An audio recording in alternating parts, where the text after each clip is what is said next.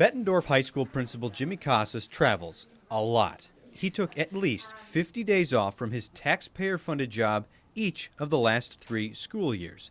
That's nearly 20% of his 261-day contract. Where did he go? His speaking schedule and his Twitter account log his travels. For example, in February of 2014, he missed 2 school days to present at a national conference in Dallas. He used professional time to do so. The district didn't limit the amount of time he could take. The next school year, Casas took a vacation day on August 14th, 3 days after school started. He was providing professional development to the Abingdon-Avon School District. Taxpayers there paid him $1,500 for his work. Later that year in January, Casas missed 2 more school days to vacation to Katy, Texas, where he provided professional development at the Katy School District. Those taxpayers paid him $3,300 for his work. His speaking schedule, various outside school district financial records, and Bettendorf's attendance records combined show Casas uses vacation time when he travels to speak and collect a paycheck. His contract allows him 25 vacation days each year. Deputy State Auditor Tammy Kujan headed the team that looked deeper into Casas's practices earlier this year. She says what someone does on their vacation time is totally up to them. And some of the people we reached out to said Casas was worth every penny. He missed a school day on April 1st, 2015 to vacation to the South Dakota Principals Association Conference. The group paid him about $3,000 for his travel and work.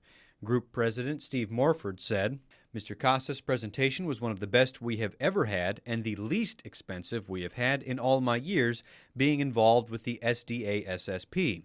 His presentations were practical and applicable to the principals of South Dakota, and many still discuss what he presented and use the methodology he was willing to share."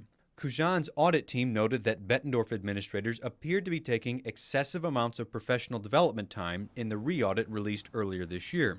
The Bettendorf School Board is now capping professional development time per the state's recommendation. I think we have a lot of work to do just to shore up some policies and make sure that we have at least bulletproof writings in our policies that people can follow. Bettendorf board member Michael Pevich says he agrees partially with the auditor's assessment that the board lacked proper oversight, but he doesn't believe employees acted with ill will. I don't think there was a lot of stuff that was done intentionally. Former Superintendent Theron Schutte declined to speak on camera to TV6 Investigates, but he did provide written responses to our questions.